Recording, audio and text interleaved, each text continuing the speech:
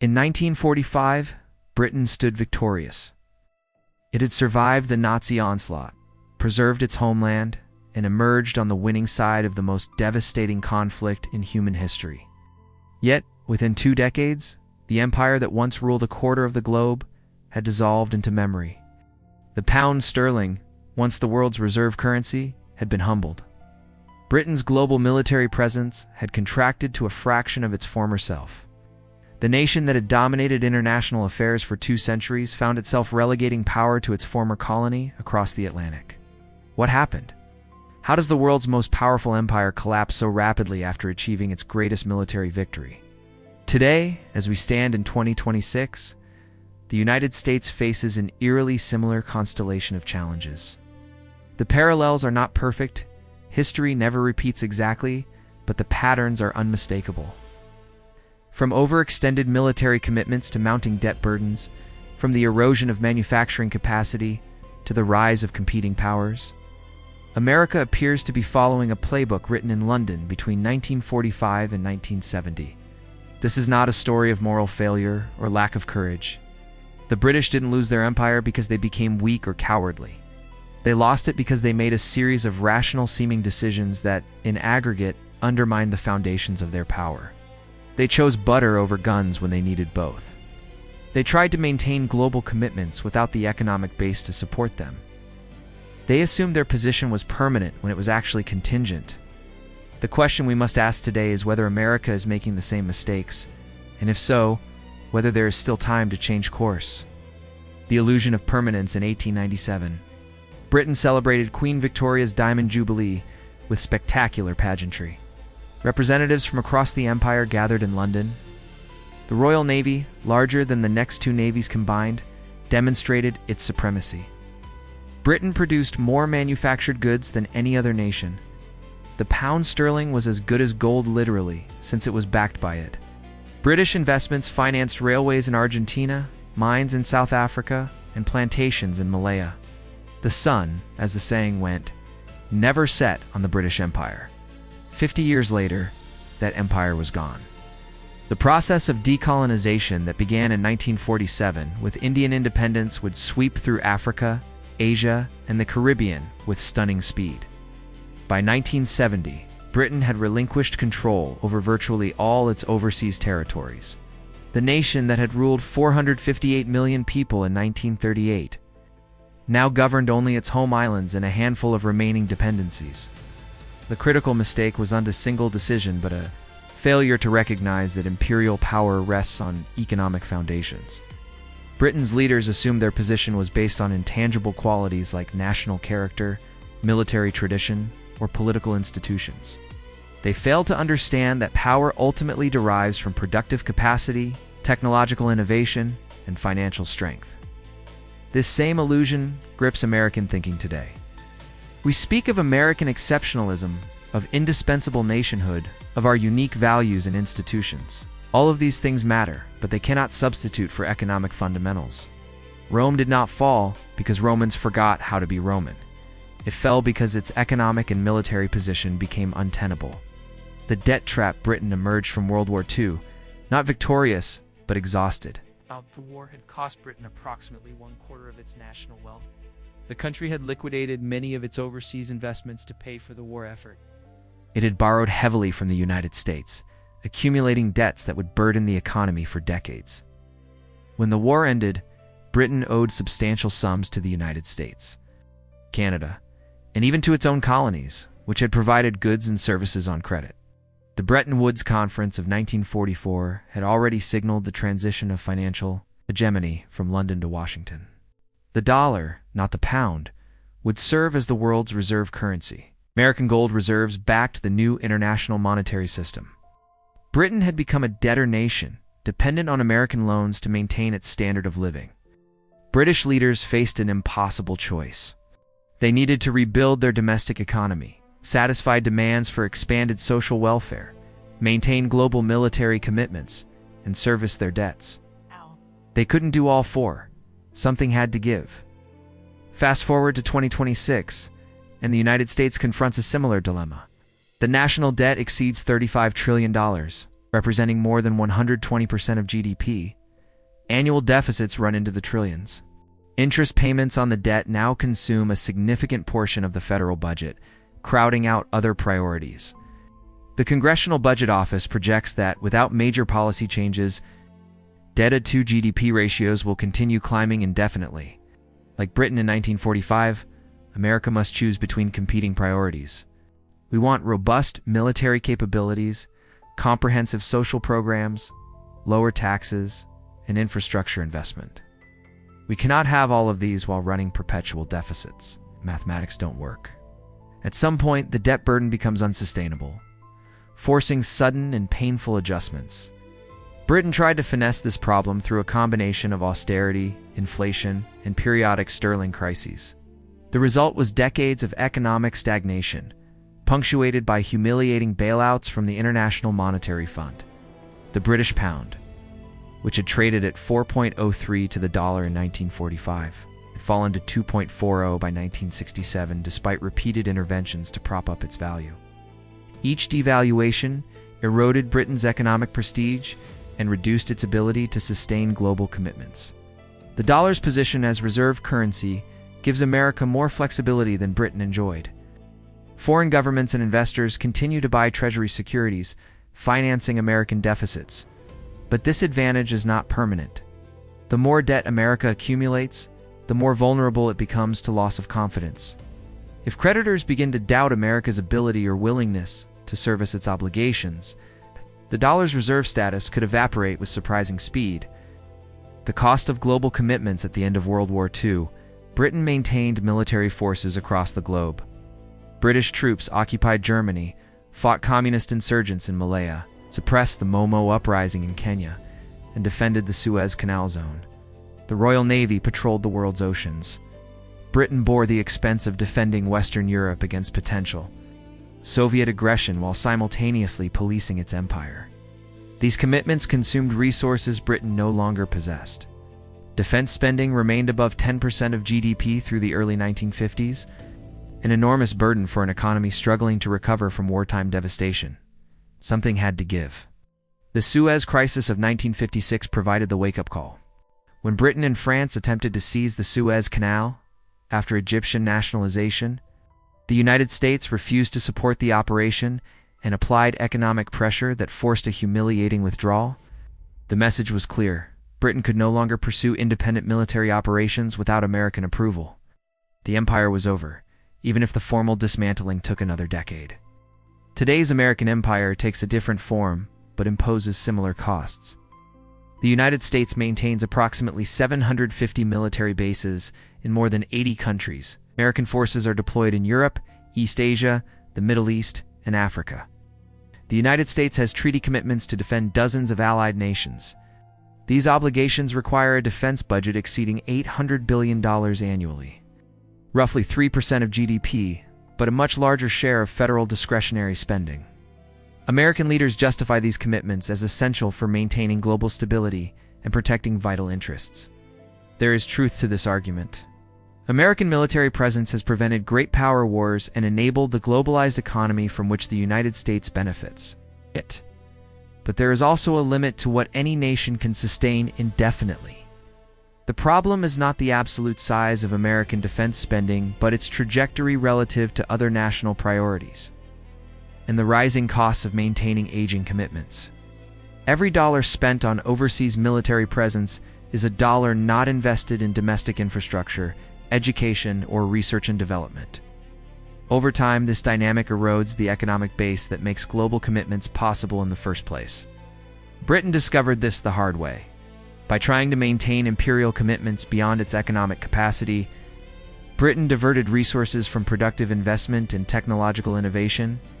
The economy stagnated, while competitors like Germany and Japan, freed from military burdens by American occupation, invested heavily in modern industries. When Britain finally recognized it could no longer afford its global role, the adjustment came suddenly and painfully. Through a series of forced retreats and financial crises, rather than planned transitions, America faces a choice: manage the reduction of global commitments proactively while the economy remains strong, or wait until fiscal crisis forces sudden and chaotic retrenchment. The longer the choice is deferred, the fewer good options remain. The industrial decline in 1870, Britain accounted for approximately 32% of global manufacturing output. By 1913, this had fallen to 14% as the United States and Germany industrialized. By 1950, Britain's share had dropped to 10%, and it continued declining thereafter. The nation that had invented the Industrial Revolution was being left behind by others who had learned to do mass manufacturing better and cheaper. British leaders recognized the problem but struggled to address it. The country's industrial base had aged during the war years when factories produced military equipment rather than investing in civilian technology. Labor relations were adversarial, with powerful unions resisting modernization. Management was often complacent, content with captive imperial markets rather than competing on innovation and efficiency. The educational system produced too few engineers and too many classicists. Various governments attempted industrial policies to reverse the decline, but these efforts generally failed. By the 1970s, Britain had become the sick man of Europe, its economy plagued by strikes, inflation, and stagnation.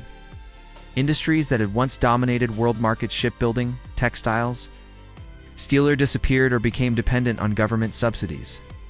The parallels to contemporary America are striking.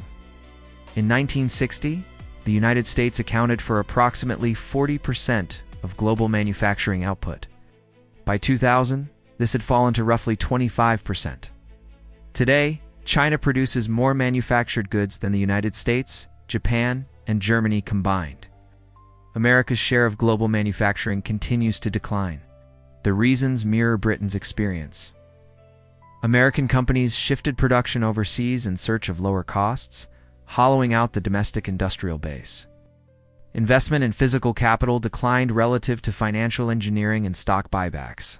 Educational system produces abundant lawyers and business consultants, but fewer engineers and skilled tradespeople relative to competitor nations. Critical supply chains, from pharmaceuticals to semiconductors, now depend on production facilities in other countries or even potentially hostile nations. This matters for more than economic reasons. Industrial capacity is the foundation of military power. A nation that cannot produce steel, semiconductors, and advanced machinery in substantial quantities cannot sustain a large military in wartime. During World War II, America's industrial might, the ability to produce ships, aircraft, and tanks in enormous quantities, proved decisive. Britain, despite its longer military traditions, found its power limited by inadequate industrial capacity. American military relies on complex weapon systems that require advanced manufacturing capabilities and robust supply chains. If conflict disrupted access to components manufactured in Asia, the United States would struggle to sustain military operations or replace losses. The same applies to the civilian economy. A nation that cannot manufacture its own essential goods is vulnerable to economic coercion. Reversing industrial decline is difficult once the process is well advanced. It requires sustained investment, favorable policy environments, skilled workforces, and often decades of effort. Britain attempted various industrial revivals and largely failed. The question is whether America can succeed where Britain failed, or whether American manufacturing will continue its relative decline until a crisis forces a painful reckoning. The reserve currency trap, perhaps. Britain's greatest structural advantage in the 19th and early 20th centuries was sterling's role as the world's reserve currency. International trade was invoiced in pounds. Foreign governments held pound reserves. The City of London served as the world's financial capital. Its position provided enormous benefits to Britain, effectively allowing the country to borrow from the rest of the world at favorable rates. But reserve currency status also created vulnerabilities. It required maintaining confidence in sterling's value and Britain's economic stability. As Britain's relative economic position weakened, maintaining that confidence became increasingly difficult. The country faced a choice: defend the pound's value through austerity and high interest rates, strangling domestic growth, or allow devaluation, sacrificing international prestige and purchasing power. Britain tried to have it both ways and ended up with neither. The 1967 devaluation of sterling marked a humiliating defeat for the Labour government and signaled Britain's diminished status. By 1976, Britain was forced to seek an IMF bailout, complete with conditions dictating domestic economic policy. The age of sterling was definitively over. The dollar's role as reserve currency provides similar benefits and vulnerabilities to contemporary America. Approximately 60% of global foreign exchange reserves are held in dollars. International commodities are priced in dollars. Foreign entities are willing to hold trillions in dollar-denominated assets. This creates persistent demand for dollars and dollar assets, effectively allowing the United States to run trade deficits and budget deficits far larger than most countries could sustain. But this advantage is not permanent. Reserve currency status depends on confidence, and confidence depends on sound economic fundamentals. The more debt America accumulates, the more its industrial base erodes. The more its political system appears dysfunctional, the more that confidence erodes. Already, alternative payment systems and currencies are gaining traction. China promotes the use of renminbi in international trade. Digital currencies and cryptocurrencies offer alternatives to dollar dominance. Central banks are diversifying reserves away from exclusive dollar holdings. The transition away from sterling as reserve currency occurred gradually, then suddenly. For decades, the pound remained important, even as Britain's relative economic position declined. Then came a series of crises: 1931, 1947, 1967, 1976, eroding confidence further until sterling's role became marginal. The dollar could follow a similar trajectory. The loss of reserve currency status would be traumatic for America. It would mean higher borrowing costs, reduced purchasing power for imports, and the inability to finance deficits as easily. The adjustment would likely come through inflation, reducing real living standards, or through austerity, cutting government spending. Either path would be politically painful and economically disruptive. Britain's experience suggests that once the decline begins, it becomes difficult to arrest. Each crisis of confidence begets another. Defending the currency requires policies that slow domestic growth, creating political pressure for alternatives. Abandoning the currency's defense accelerates the loss of confidence. There is no easy escape once the trap closes. The political paralysis. Britain's decline occurred during a period of intense domestic political conflict. The post-war consensus around the welfare state and mixed economy came under strain as economic problems mounted. Labor governments pursued nationalization and expanded social programs. Conservative governments attempted free market reforms and industrial rationalization. Neither approach succeeded in reversing relative decline. By the 1970s, Britain appeared ungovernable. Powerful trade unions could paralyze the economy through strikes. Business confidence collapsed, inflation soared. Politicians of both parties seemed incapable of making difficult choices. The country lurched from crisis to crisis, implementing short-term expedients rather than addressing structural problems. This political paralysis reflected deeper social changes. The working class, organized in powerful unions, demanded higher wages and better conditions, regardless of productivity growth. The middle class expected expanding public services without correspondingly higher taxes. Business leaders wanted to maintain comfortable arrangements rather than face competitive pressures. Everyone wanted someone else to bear the costs of adjustment. The resulting stalemate prevented Britain from addressing its fundamental problems. Industrial policy failed because unions resisted modernization and management resisted investment. Fiscal policy careened between unsustainable expansion and insufficient consolidation. Incomes policies collapsed because no group was willing to accept restraint while others advanced their interests. American politics in 2026 exhibits similar dysfunction. The two major parties cannot agree on basic fiscal policy, immigration reform, infrastructure investment, or industrial strategy. Each election seems to reverse the previous administration's priorities rather than building on achievements. Short-term political considerations consistently trump long-term planning. The result is policy incoherence and an inability to address mounting challenges. Partisan polarization has reached levels not seen since the 19th century. Trust in institutions has collapsed. Social media amplifies division and makes compromise appear as betrayal. Politicians fear primary challenges from their party's extreme wings more than general election defeats. creating incentives for ideological rigidity rather than pragmatic problem-solving. This paralysis is not merely political theater. It prevents America from addressing the structural challenges that threaten its long-term position. Infrastructure crumbles because neither party can agree on how to fund repairs. The education system fails to prepare students for a changing economy because reform threatens entrenched interests. Immigration policy remains broken because compromise appears impossible.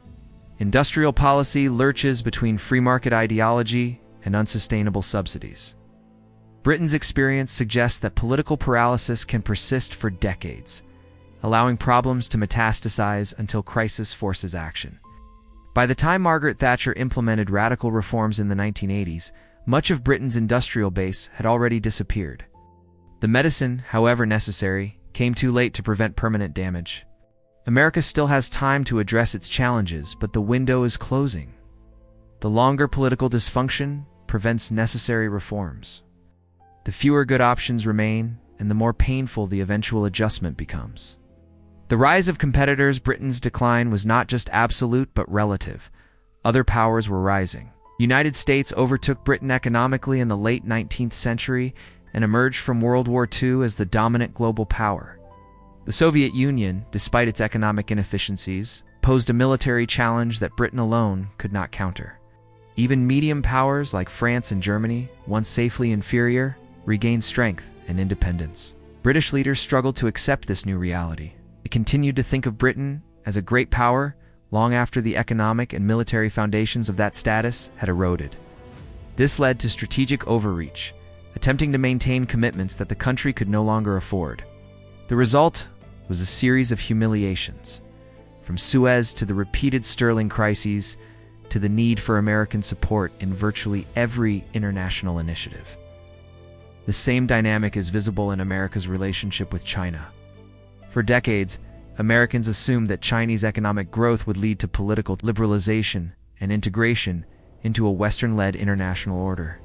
Instead, China has used economic growth to build military power and pursue its own vision of regional and global order. The country that American policy helped integrate into the global economy has become America's primary strategic competitor. China's GDP now rivals or exceeds America's depending on the measurement method. Its manufacturing capacity dwarfs America's. It graduates more engineers annually than the United States. It invests heavily in advanced technologies from artificial intelligence to quantum computing. Its military, while not yet equal to America's, is rapidly modernizing and enjoys geographic advantages in any regional conflict. Other powers are also rising. India's economy and population position it as a major player in the 21st century. Regional powers like Turkey, Iran, and Brazil assert greater independence from American preferences.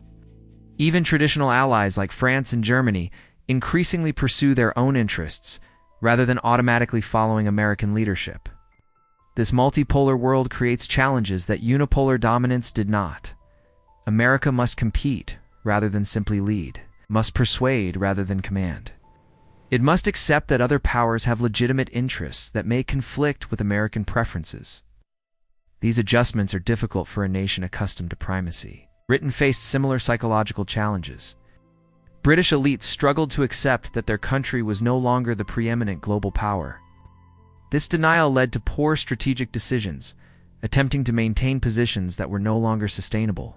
By the time Britain accepted its reduced circumstances, much damage had been done. America must avoid this trap. Acknowledging multipolarity does not mean accepting decline. It means recognizing reality and adapting strategy accordingly. This requires difficult choices about priorities, shedding some commitments to focus resources on vital interests, and accepting that American influence, while still substantial, will be more circumscribed than in the immediate post-Cold War period. The path forward history does not repeat, but it rhymes. The challenges facing America in 2026 are not identical to those Britain confronted in 1945. But the parallels are too significant to ignore. Both nations emerged from periods of dominance into eras of relative decline. Both struggled with debt, overextended commitments, industrial decay, and rising competitors. Both exhibited political dysfunction that prevented timely responses to mounting problems. But history is not destiny. America has advantages Britain lacked. Its economy is more diverse and innovative. Its population is younger and still growing. Its geographic position is far more secure. Its alliances are more robust and less colonial in character. Most importantly, America still has time to change course before crisis forces action. What would such a course change require? First, fiscal discipline. America must bring its debt-to-GDP ratio under control before crisis imposes adjustment. This requires difficult choices about taxes, spending, and entitlements. No constituency will be happy, but the alternative, waiting until markets force austerity, would be far worse. Second, industrial renewal. America must rebuild its manufacturing base, particularly in strategically critical sectors. This requires sustained investment, favorable policies, and acceptance that short-term profits may need to be sacrificed for long-term industrial capacity. Third, strategic prioritization. America cannot defend every interest everywhere. It must identify vital interests and concentrate resources accordingly. This means shedding some commitments, accepting some losses, and acknowledging that perfection is unattainable. Fourth, political reform. The current levels of partisan dysfunction are unsustainable. America needs institutional reforms that encourage compromise, reward long-term thinking, and reduce the influence of extreme minorities within each party. Fifth, educational and technological investment. Long-term competitiveness depends on human capital and innovation. America must produce more scientists and engineers, invest in research and development, and ensure that its educational system prepares people for a changing economy. These changes will not come easily. Each threatens entrenched interests, requires sacrifices from various constituencies. Each contradicts some cherished myths about American exceptionalism and permanent primacy. But the alternative is to continue on the current trajectory until crisis forces adjustment on far less favorable terms. Britain's story is not one of inevitable decline, but of poor choices and missed opportunities. Britain could have managed its transition from dominance more gracefully, could have preserved more of its industrial base, could have adapted to multipolarity before crisis forced humiliation. It failed to do so, primarily because its leaders and public could not accept that their position had changed, and that adaptation was necessary. America faces the same test. The question is whether we will learn from Britain's mistakes or repeat them. We have been given the gift of historical perspective, the ability to see what happened to another great power that failed to address similar challenges. The question is whether we have the wisdom and courage to act on those lessons. Conclusion: the British Empire's final mistake was not a single decision, but a pattern of denial, delay, and dysfunction that turned manageable problems into existential crises. Britain's leaders knew their country faced challenges. They commissioned reports, formed committees, and made speeches about the need for change. But when it came to making hard choices, they consistently prioritized short-term political considerations over long-term strategic necessity. By 1970, when Britain finally completed the transition from empire to medium power, much of the damage was irreversible.